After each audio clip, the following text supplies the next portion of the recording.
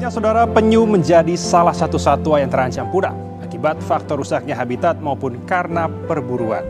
Telur-telur penyu akan ditemukan oleh orang-orang tak bertanggung jawab ataupun dikonsumsi oleh warga.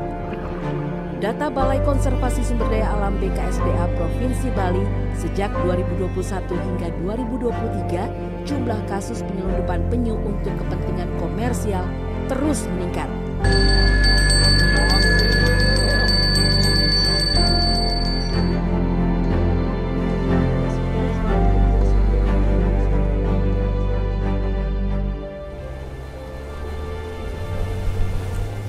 Bali, Pulau Dewata, tempat di mana pesona alam dan budaya berpadu dalam harmoni yang abadi. Pulau Seribu Pura dengan segudang cerita tentang adat dan tradisi yang terus dijaga sepanjang waktu. Disinilah flora dan fauna hidup bukan hanya sebagai penghuni, tapi sebagai penjaga keseimbangan yang suci, warisan leluhur yang tak lekang oleh zaman.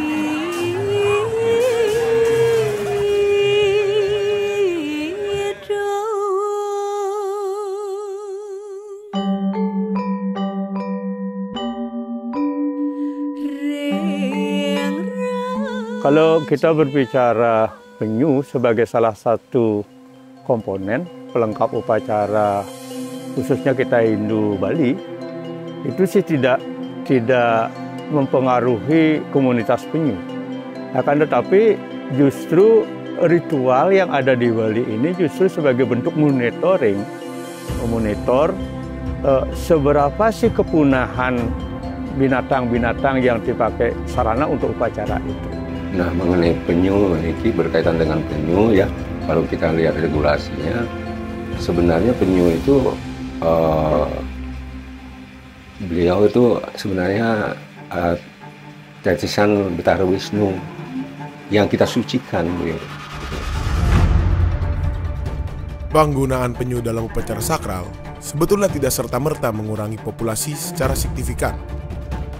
Namun, ancaman sejati sebenarnya datang dari tangan-tangan oknum yang tidak bertanggung jawab. Polda Bali mengungkap kasus jual beli hewan dilindungi jenis penyu langka di kawasan Tanjung Benoa, Kuta Selatan, Kabupaten Badung, Bali. Selanjutnya dari Makassar, Sulawesi Selatan, saudara, petugas menangkap 6 pelaku perdagangan hewan dilindungi penyu hijau di 2 lokasi berbeda di perairan Pangkep, Sulawesi Selatan. Para pelaku hendak menjual hewan dilindungi ini ke rumah-rumah makan untuk dikonsumsi. Dengan kejamnya menghancurkan harapan hidup penyu. Menanggapi hal tersebut, pemerintah tidak hanya diam. Mereka telah membuat regulasi, yakni Undang-Undang Nomor 32 Tahun 2024 Pasal 40A Ayat 1 menyatakan hukuman dengan pidana penjara paling singkat 3 tahun dan paling lama 15 tahun dan pidana denda paling sedikit kategori 4 dan paling banyak kategori 7. Dan di Bali sendiri, pemerintah mengeluarkan peraturan khusus, yakni Bisama Sabda Pandita Parisada, Hindu Dharma Indonesia Nomor 5 Tahun 2005 mengenai tata penggunaan sumber daya alam hayati langka atau yang terancam punah dalam upacara agama Hindu. Lantas, mengapa penyu dianggap penting bagi kehidupan kita? Penyu itu sangat berperan penting di laut. Nah, contoh ini Love Ridley atau penyu lekang dan penyu belimbing, ada 2 yang paling besar itu. Mereka akan hidup di lautan dalam banget. Karena kenapa? Mereka makanan utama itu jellyfish. Jadi tanpa ada penyu-penyu ini, kalau kalian renang ke pantai, nah kalau penyunya sedikit, itu jellyfishnya banyak. Nah, kalian yang gak nyaman, ini hero-nya. Nah, ketika kita berbicara terumbu karang dan kesuburan terumbu karang, ya penyu hijau. Nah, dia makan yang namanya rumput laut, seagrass, itu dimakan. Nah, kemudian remah-remahnya itu disinyalir mampu menyuburkan terumbu karang 1 penyu dewasa 1 km persegi. Kalau terumbu karangnya sehat, ikan-ikan kecil tuh banyak. Nah, ikan kecil ada ikan besar. Ikan besarnya dimakan ikan besar lagi, ikan yang besar dimakan manusia. Jadi rantai makanan itu mereka yang menjaga penyu hijau. Selain sebagai penyeimbang ekosistem laut, penyu juga berfungsi sebagai indikator kesehatan lingkungan perairan. Karena perubahan dalam populasi mereka dapat mencerminkan adanya masalah lingkungan seperti pencemaran laut atau perubahan iklim.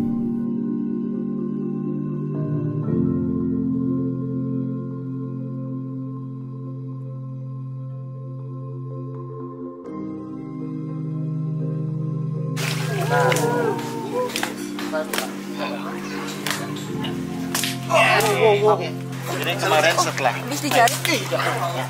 Gak apa-apa. Dia habis dijaring tuh. Jadi ada tumor yang tumbuh. Ini jaring banyak. Tuh masih ada benang ya. Ya. Tapi dia udah berangsur-angsur sudah sebulanan lebih di turtle di TCSC Serangan.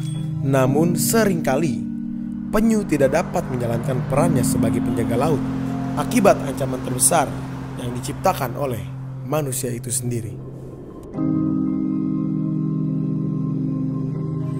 Nah, kami pun belajar tentang penyu ini, terutama dampak daripada perkembangan penyu ini. Ternyata masalahnya sampah. Kegiatan manusianya mungkin ya sampah juga termasuk ancaman yang sangat luar biasa, karena penyu itu tidak bisa membedakan mana sampah mana makanan ya, karena dia akan lihat kayak sampah pun ya itu akan makan. Karena kita sempat sama Dok Prim juga sempat melakukan nekropsi, ternyata sampah yang ada di usus penyu itu banyak berapa sampah rumah tangga sebenarnya. Straw paling banyak. Straw, terus potongan-potongan plastik, hook, kail pancing pada kerongkongannya, itu pada saat itu namanya pembedahan pasca kematian ya, nekropsi namanya. Di situ kita lihat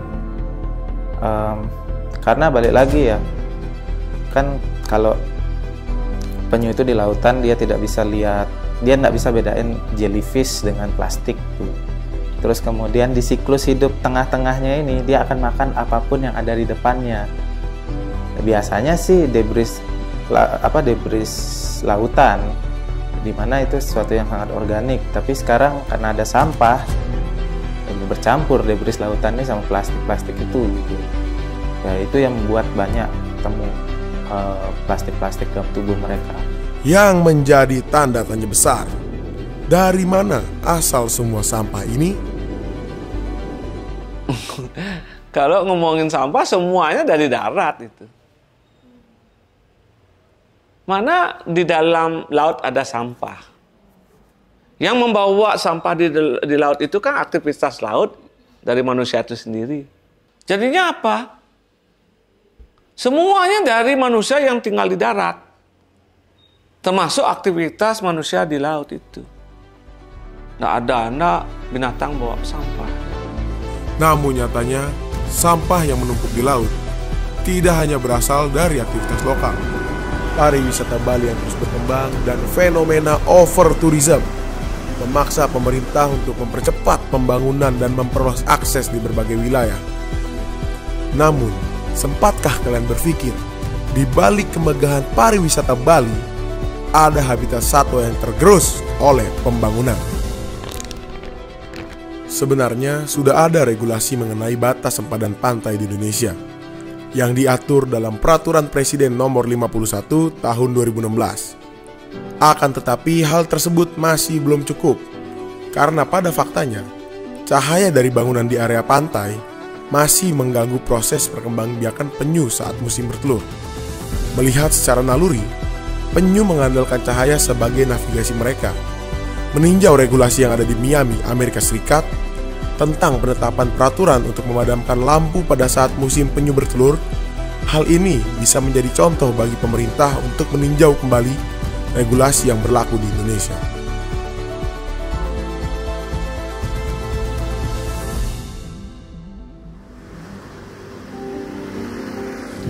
Puluh 30 tahun yang lalu pantai kita tidak seperti sekarang ini. Jadi masih sangat alami, banyak pohon katang-katang, tidak ada bangunan, dan pantainya masih seperti ini. Cuman kondisinya adalah ketika ada tourism development. Sekarang kan tamu-tamu datang ke Bali itu termasuk tamu sampah.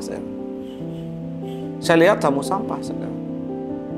Membuat keributan aja di sini, termasuk sampahnya ini. Jadi tamu-tamu yang datang ke Bali itu saya lihat tidak berkelas, tidak seperti tahun-tahun yang dulu itu, yang tahun 80 itu memang mereka betul-betul menikmati. Bagaikan pisau bermata dua, selain memberi keuntungan materi, nyatanya kemajuan pariwisata di Bali memberi dampak negatif bagi ekosistem. Hal ini pun berdampak secara signifikan pada keberlangsungan hidup penyu. Karena ada pembangunan seperti ini, mereka mau nggak mau nih di seputaran sini nih, depan kita banyak banget ada telur, ada penyu bertelur di saat musim bertelur. Dan areal sini adalah area yang sangat berbahaya ketika hari purnama ataupun bulan mati atau tilam untuk bulan baru, omaknya gede. Dia telurnya di pasir ya, dia nggak bakalan di swept away, tapi air laut itu akan masuk menembus dari pasir ini dan basah. Kalau telurnya ini basah, maka dia rotan busuk. Saat ini, para aktivis satwa dan lingkungan sudah mulai bergerak dan menyadari betapa pentingnya pelestarian penyu. Kalau di sini ya ini adalah spesies-spesies penyu yang ada di dunia. Di sini kita akan menerangkan jenis-jenis penyu, ancamannya apa, dan apabila kita konsumsi daging penyu, risikonya apa. Di sini kita akan menjelaskan kepada pengunjung-pengunjung atau anak-anak sekolah yang berkunjung ke tempat kami. Dan di sana juga ada tempat untuk rehab penyu yang ada penyu sitaan atau penyu yang rescue. Ya. Di sini ada berapa penyu yang kita rawat di sini. Ini adalah penyu dari hasil sitaan dari pihak kepolisian, di mana sitaan tersebut yang dievakuasi oleh pihak kepolisian ditangani dan dititipkan di sini sementara. Setelah kondisinya membaik, sehat, dan ada keputusan dari pihak kepolisian, baru kita akan melepas kembali lagi ke habitatnya. Di sana ada tempat penetasan.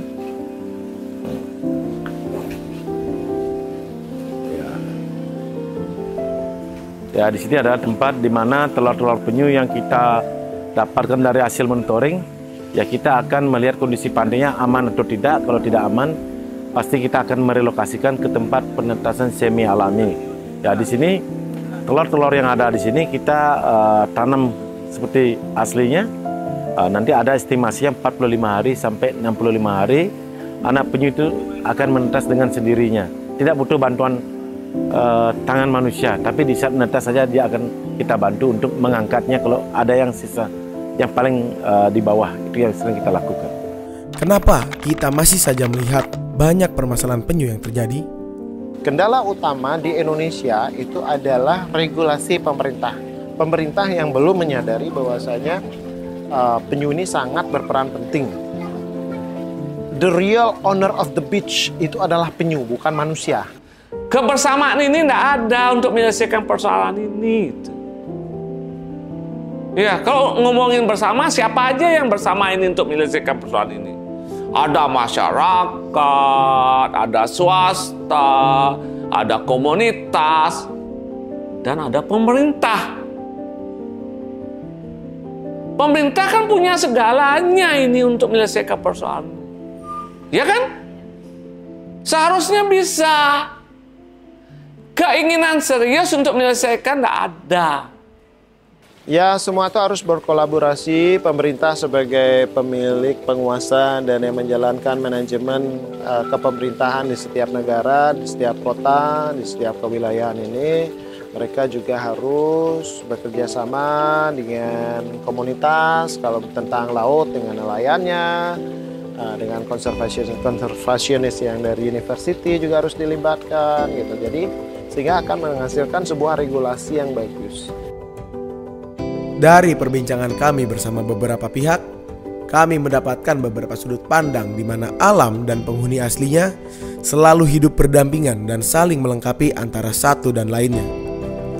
Namun malah kita sebagai manusia dengan segala akalnya merusak dan mengganggu kehidupan makhluk lain. Padahal manusia dengan segala kelebihannya sudah seharusnya bisa berkontribusi untuk melestarikan alam beserta isinya. Seperti para aktivis dan badan konservasi yang terus bergerak menyuarakan dan mengedukasi masyarakat tentang pelestarian alam, para budayawan yang menjaga agar adat dan pelestarian lingkungan bisa berjalan harmonis dan abadi, pemerintah dan peneliti yang masih mencari solusi dan regulasi yang tepat untuk mengatasi permasalahan lingkungan. Lantas, masihkah kita akan diam melihat mereka terus terancam? Ataukah kita akan mulai bertindak demi masa depan satwa yang berharga ini? Semua upaya yang telah dilakukan tidak akan berjalan sempurna tanpa kolaborasi dari seluruh elemen masyarakat. Tanpa penyu, laut kehilangan nyawanya, dan Bali kehilangan sebagian besar dari jiwanya. Lalu, apakah kalian akan tetap berdiam diri dan siap kehilangan sebagian besar dari jiwa itu?